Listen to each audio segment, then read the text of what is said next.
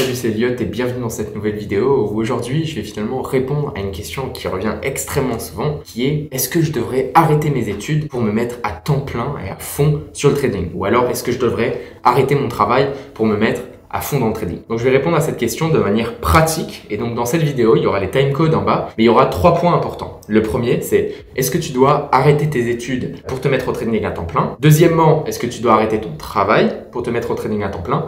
Et troisièmement, on va parler plus chiffres, on va parler plus argent et voir à partir de quand tu peux te permettre de quitter ton travail ou quitter tes études pour te mettre au trading à temps plein.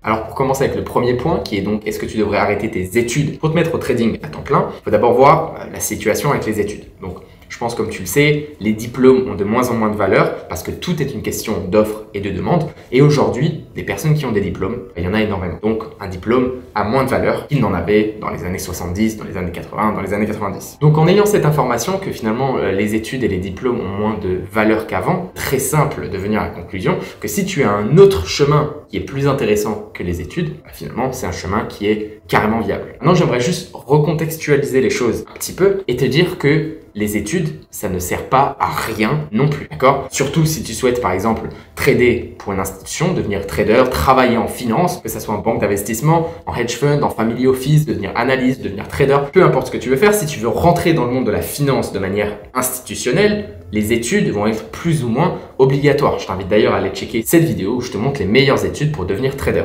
Donc non, les études ne servent pas à rien et s'il te plaît, n'écoute pas les illettrés en ligne et tous les guignols qui essayent de te faire quitter les études pour te vendre une formation, te vendre quelque chose et te dire que les études ça sert à rien, c'est pour les illettrés, alors que lui-même n'est pas capable d'enchaîner 2 mots. Et si c'est quelqu'un qui essaie de te vendre quelque chose dans le trading ou dans la finance, le gars n'a aucune foutre idée de comment marche le monde financier ou de quoi que ce soit niveau économique ou géopolitique. Donc maintenant la grande question c'est: est-ce que dans ta situation, est-ce que tu devrais arrêter les études si ton but c'est vraiment de devenir trader et tu comptes en gros arrêter tes études pour te mettre à fond dans le trading et essayer finalement d'en faire ta vie? Alors ma réponse ça serait: si tu es honnête avec toi-même, je suis sûr que tes études ne te prennent pas 24 heures sur 24 dans une journée et ne te prennent pas non plus 7 jours sur 7 dans une semaine. Je suis sûr que même en étant étudiant, tu as quand même du temps libre, tu as du temps pour faire du sport, tu as du temps pour aller sur Instagram, tu as obviously du temps pour me regarder ici sur YouTube. Donc, en faisant des bons sacrifices, je sais que c'est chiant,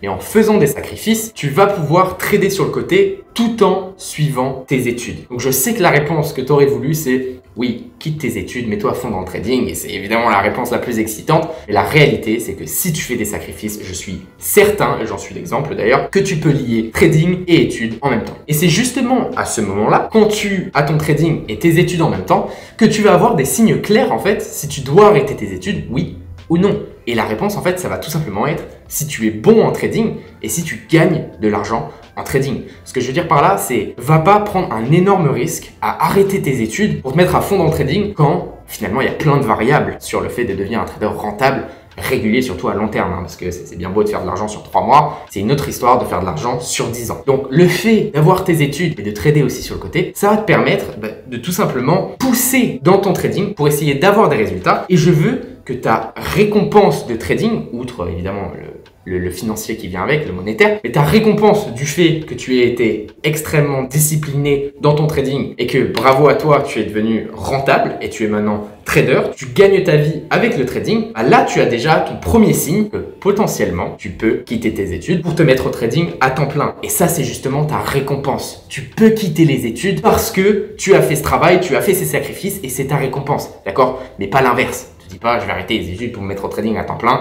et Inch'Allah ça marche. Maintenant pour la question qui est monétairement, à partir de quand est-ce que tu peux arrêter tes études quand tu gagnes de l'argent en trading, on se retrouve dans la partie 3 de cette vidéo où je vais justement te parler du monétaire, des chiffres à partir desquels tu vas pouvoir songer à arrêter ton activité pour te mettre à temps plein dans le trading. Donc maintenant, répondons à cette question pour ceux qui ont un travail. Donc, est-ce que tu devrais arrêter ton travail, ton emploi actuel, pour te concentrer vraiment et te mettre à fond dans le trading. Donc pour répondre à cette question, il faut bien que tu comprennes qu'en trading, honnêtement, 70-80% du trading, c'est de la psychologie et c'est de la gestion d'émotions. Et c'est d'ailleurs le plus dur dans ce travail, même pour des personnes qui ont étudié la psychologie et qui ont travaillé leurs émotions depuis des années. Donc, est-ce que tu crois sincèrement que quitter ton taf et donc rajouter de l'incertitude dans ta vie personnelle va t'aider dans ton trading? Donc non, clairement pas. Le trading, c'est déjà assez dur mentalement. Comme ça, viens pas en rajouter une couche en quittant ton travail juste avant et puis en te mettant en fait une pression supplémentaire, d'accord? Ce que je recommanderais, c'est un petit peu similaire à ce que je disais dans la partie 1, je t'invite à la regarder si tu l'as pas regardé, mais c'est-à-dire que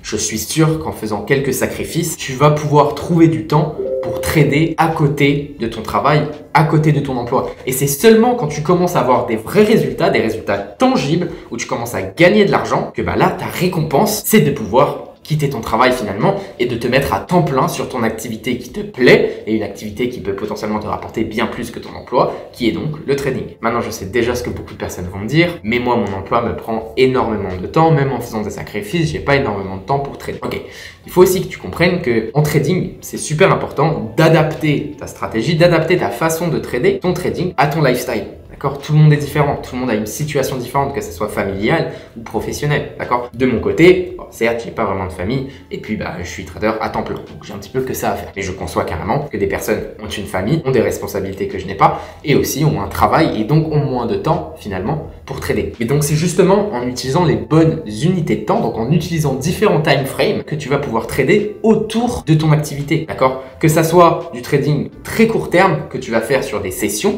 peut-être que ton travail te permet d'avoir des gros blocs, on va dire, de libre, ou alors ton travail te permet seulement d'avoir des petits moments libres un peu par-ci par-là, auquel cas tu irais plus sur des time frames plus grands, des unités de temps plus grandes, et finalement trader sur du plus long terme, où tu peux simplement te permettre de checker les graphiques rapidement, un petit peu tous les jours, et le week-end faire des analyses un petit peu plus poussées pour la semaine qui vient. Donc j'ai pas envie de te parler de scalping, day trading, swing trading, parce que tout le monde pense que ça c'est différents types de trading qui n'ont rien à voir les uns avec les autres, alors que pas du tout. Je t'invite d'ailleurs à aller regarder cette vidéo où je te parle justement des 4 différents types de trading qui existent. Le day trading, swing trading, scalping, c'est pas des stratégies de trading différentes que tu vas pouvoir voir en institution ou quoi que ce soit. C'est un peu plus le jargon retail qui a été démocratisé pour tout simplement juste parler d'unité de temps. Donc, est-ce que je te recommande de quitter ton emploi, quitter ton travail pour te concentrer à fond sur le trading? Ma réponse, c'est non. Tu peux probablement faire les deux en même temps, sauf à la limite si ta situation financière te le permet, ce qui nous emmène donc à la partie 3. Alors, je vais maintenant te parler finalement de la condition financière à avoir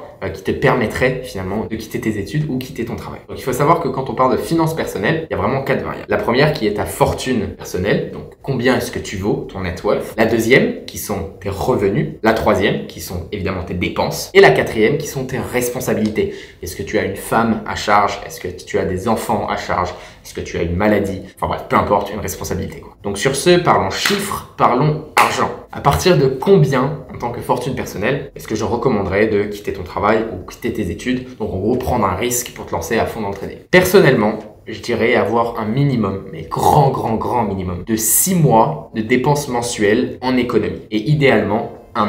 L'exemple, ça serait tout simplement, si tu dépenses en moyenne 3 000 € par mois pour ton loyer, ta nourriture, ton resto, ta voiture, enfin bref, peu importe, tu dépenses en moyenne 3 000 € par mois, il faut que tu aies absolument 18 000 € dans tes économies qui sont là à rien foutre, juste au cas où, minimum. Encore minimum 6 mois de ces 3 000 balles de dépenses, donc 18 000 €.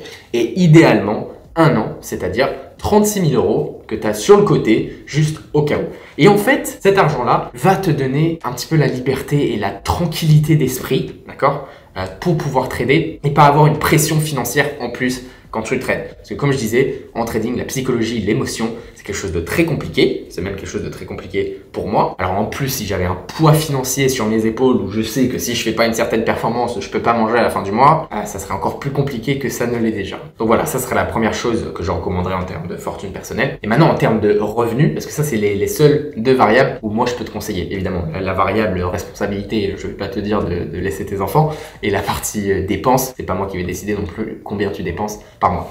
Donc la partie revenus, ce que je recommanderais dans ton trading, c'est de gagner en moyenne, ok, il faut que ça soit une moyenne. Généralement en trading, les moyennes on en fait sur les 3 derniers mois ou alors mieux, les 6 derniers mois, d'accord? Mais bref, en moyenne, il faudrait que tu gagnes 2 fois tes dépenses mensuelles. Donc prenons le même exemple. Si tu dépenses en moyenne 3 000 € par mois, j'aimerais que tu gagnes en moyenne 6 000 € par mois grâce à ton trading pour pouvoir te permettre de quitter ton emploi ou quitter tes études pour te mettre dans le trading à fond et puis essayer d'encore augmenter tes performances. C'est évidemment ça le but si tu quittes ton activité principale. Donc j'espère en tout cas que cette vidéo t'aura un petit peu guidé et qu'elle aura répondu à cette question qui revient extrêmement souvent. Si tu as quoi que ce soit comme question aussi, n'hésite pas à me la mettre dans les commentaires. Je répondrai à tous les commentaires. Si cette vidéo t'a plu, n'hésite pas non plus à mettre un pouce bleu. Un pouce bleu. Je poste des vidéos ici sur YouTube 2 fois par semaine, le mercredi et le dimanche, sur le trading, la finance et l'investissement. Donc si c'est quelque chose qui t'intéresse, je t'invite à aller checker toutes mes autres vidéos, à t'abonner si ce n'est pas déjà fait. Sur ce, c'était Elliot, je te souhaite tout le meilleur. Ciao, ciao.